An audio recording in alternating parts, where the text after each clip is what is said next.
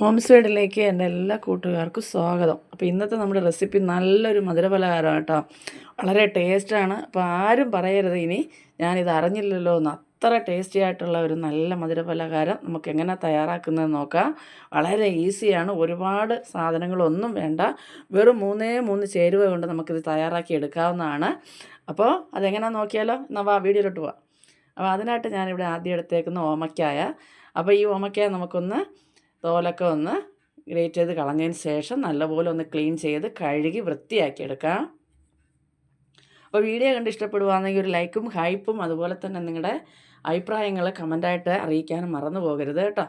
നിങ്ങളുടെ പ്രിയപ്പെട്ടവർക്കെല്ലാം ഒന്ന് ഷെയർ ചെയ്ത് കൂടെ തന്നെ സപ്പോർട്ട് ചെയ്യാനും മറന്നു പോകരുത്. അപ്പോൾ ഇടയ്ക്ക് കുറച്ച് ദിവസം ഭയങ്കര പനിയും പ്രയാസമൊക്കെ ആയിട്ട് എനിക്ക് വീഡിയോ ഒന്നും ഇടാൻ പറ്റിയിട്ടില്ല. അപ്പോൾ ഇപ്പോഴും എൻ്റെ ശബ്ദം ശരിയായിട്ടില്ല കേട്ടോ. ശരിക്കും തൊണ്ടയ്ക്കൊക്കെ നല്ല പെയിനാണ്. എന്നാലും വീഡിയോ ഇടാമെന്ന് വിചാരിച്ചു. അപ്പോൾ എല്ലാവരും ഒന്ന് കട്ടയ്ക്ക് സപ്പോർട്ട് ചെയ്യാം. നമ്മളിനി ക്ലീൻ ചെയ്തെടുത്ത ഓമയ്ക്ക ഇതുപോലെ ഒന്ന് ഗ്രേറ്റ് ചെയ്തെടുത്തിട്ടുണ്ട്. അതൊരു പാനിലേക്ക് ചേർത്ത് കൊടുത്തതിന് ശേഷം ഞാനിതാ ഒരു കൊച്ചു കപ്പിന് 1 കപ്പ് വെള്ളവും കൂടെ ഒഴിച്ച് ഈ ഓമയ്ക്ക ഒന്ന് നമുക്കൊന്ന് വേവിച്ചെടുക്കണം. ഒരുപാട് ഉടഞ്ഞു പോകാൻ പാടില്ല, എന്നാൽ വെന്ത് കിട്ടുകയും വേണം. അപ്പോൾ നമുക്ക് ഇതിൻ്റെ ഒഴിക്കുന്ന വെള്ളം ജലാംശം എല്ലാം വറ്റിക്കിട്ടണം. ആ രീതിക്ക് വേണം നമുക്കിതൊന്ന് വേവിച്ചെടുക്കാനായിട്ട്. അപ്പോൾ കൈവിടാതെ നല്ലപോലെ ഒന്ന് ഇളക്കി എല്ലാ ഭാഗത്തും ഒരുപോലെ വെന്ത് കിട്ടുന്ന രീതിയിൽ നമുക്കിതൊന്ന് വേവിച്ചെടുക്കാം. അപ്പോൾ മക്കൾക്കൊക്കെ മാത്രമല്ല വലിയവർക്കും ഒരുപാട് ഇഷ്ടപ്പെടും. നിങ്ങൾ ഒരിക്കൽ ഇത് തയ്യാറാക്കിയാൽ പിന്നെ സ്ഥിരം നിങ്ങളിത് തയ്യാറാക്കി കഴിക്കും കേട്ടോ. അപ്പോൾ അതാ ഇതുപോലെ ഒന്ന് നമുക്ക് നല്ലപോലെ ഒന്ന് അതിൻ്റെ ജലാംശം എല്ലാം പോകുന്നവരെ ഒന്ന് നല്ലപോലെ ഒന്ന് വേവിച്ചെടുക്കാം. അപ്പോൾ ഇത് പെട്ടെന്ന് വെന്ത് കിട്ടുന്ന ഓമയ്ക്ക കേട്ടോ. ഓമയ്ക്ക ചിലത് പെട്ടെന്ന് വേഗത്തില്ല. അപ്പോൾ ഇത് പാനിയിൽ നിന്ന് മാറ്റി വെച്ചിട്ടുണ്ട്. ഇനി നമുക്ക് അതേ പാന തന്നെ ഞാൻ ഒന്ന് ക്ലീനാക്കി അടുപ്പത്ത് വെച്ചിട്ടുണ്ട്. അതിലേക്ക് ശർക്കര ഉരുക്കി വെച്ചിട്ടുണ്ട്. നമുക്കത് അരിച്ചൊഴിച്ച് കൊടുക്കാം. അപ്പം മധുരമൊക്കെ നിങ്ങളുടെ ഇഷ്ടത്തിനനുസരിച്ച് ചേർക്കുക. ഞാനൊരു മീഡിയം മധുരത്തിലാണ് ചെയ്തെടുക്കുന്നത്. ഒത്തിരി മധുരം കൂട്ടിയിട്ടല്ല, എൻ്റെ ആവശ്യത്തിനുള്ള മധുരം ഞാൻ ചേർക്കുന്നുണ്ട്. അപ്പോൾ അതാ നമ്മുടെ ശർക്കരപ്പാനി അരിച്ചൊഴിച്ച് നല്ലപോലെ തിളച്ച് വരുന്നുണ്ട്. ഈ സമയം ഞാൻ ഒരു 3/4 ടീസ്പൂണ് ഏലക്ക പൊടിച്ചത് ചേർത്തിട്ടുണ്ട്. അതുപോലെ തന്നെ ഒരു ചെറിയ പീസ് പട്ട പൊടിച്ചെടുത്തതും കൂടെ നമുക്ക് ചേർത്ത് കൊടുക്കാം.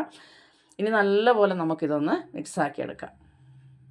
ഇതെല്ലാം തിളച്ച് വരുമ്പോൾ നല്ല മണമാണ് കേട്ടോ.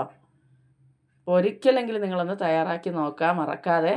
ഇനി നമുക്ക് വേവിച്ച് വെച്ചിരിക്കുന്ന ഓമയ്ക്കായ ഇതിലേക്ക് ചേർത്ത് ഈ ശർക്കര പാനിയെല്ലാം വഴന്ന് വരണം. നല്ലപോലെ ഈ ശർക്കര പാനി കിടന്ന് ഈ ഓമയ്ക്ക വെന്ത് നല്ലപോലെ ഈ മധുരമെല്ലാം ഇതിനകത്ത് പിടിച്ച് ഏലക്കായുടെ ഫ്ലേവറെല്ലാം ഇതിൽ പിടിച്ച് കിട്ടണം. അപ്പോൾ ഇച്ചിരി സമയം എടുക്കും. ഒരുപാട് സമയമൊന്നും എന്നാലും ആവത്തില്ല കേട്ടോ. അപ്പോൾ ഇതൊന്ന് ഇതുപോലെ നമുക്ക് കൈയെടുക്കാതെ ഒന്ന് ഇളക്കി ഒന്ന് യോജിപ്പിച്ച് കൊടുക്കാം. അപ്പോൾ ഈ സമയം മധുരം എല്ലാം ഒന്ന് ബാലൻസ് ചെയ്യാൻ വേണ്ടിയിട്ട് ഒരു പിഞ്ച് ഉപ്പും കൂടെ നമുക്ക് ചേർത്ത് കൊടുക്കാം.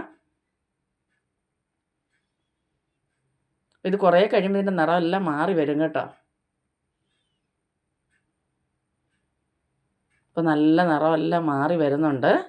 ശർക്കര പാനിയൊക്കെ കുറേയൊക്കെ വറ്റി വന്നിട്ടുണ്ട്. ഈ സമയം ഒരല്പം നെയ്യ് ചേർത്ത് കൊടുക്കുക. ഇത് ഓപ്ഷണലാണ്, വേണമെങ്കിൽ മാത്രം നിങ്ങൾ ചേർത്താൽ മതിയാവും.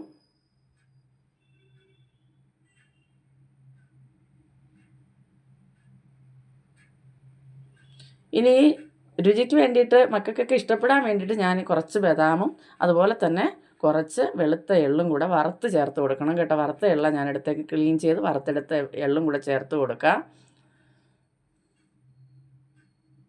ഇനി എല്ലാം കൂടെ നമുക്കൊന്ന് മിക്സാക്കി എടുക്കാം. ഒന്നുകൂടെ ഒന്ന് വഴറ്റിയെടുക്കണം. എല്ലാം നല്ലപോലെ മിക്സായി. അപ്പോൾ നല്ലൊരു മണമാണ് വരുന്നത് കേട്ടോ.